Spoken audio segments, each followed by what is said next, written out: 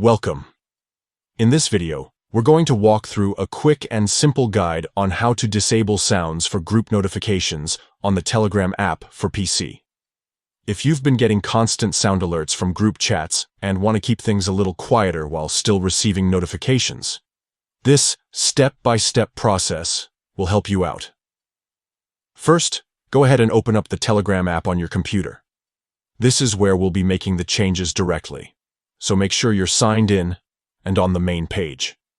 Once the app is open, look to the very top left corner of the window.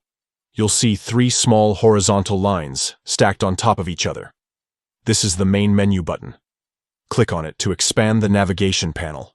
From here, scroll down until you see an option labeled Settings. Select it. This will bring you into Telegram's settings page where you'll find all of the customization tools you need.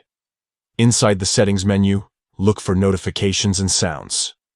Click on this section. Here you'll find different categories for how Telegram handles alerts across private chats, channels, and groups. Now, we're going to focus on groups.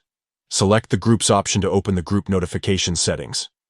This is where you can choose exactly how Telegram alerts you whenever a new message pops up in any of your group chats. To silence just the sound while still keeping message notifications visible, look for the toggle or option labeled Sound. Simply disable it with one click. Once you do this, Telegram will continue to show group notifications on your screen, but you will no longer hear the alert sound every time. That's it. You're done. From now on, your notifications for group chats will stay active so you don't miss important updates, but they'll no longer interrupt you with sound. This small adjustment can really help you keep focused during work or study sessions, while still staying connected to your groups.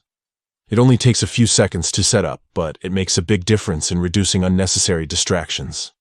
Thanks for watching.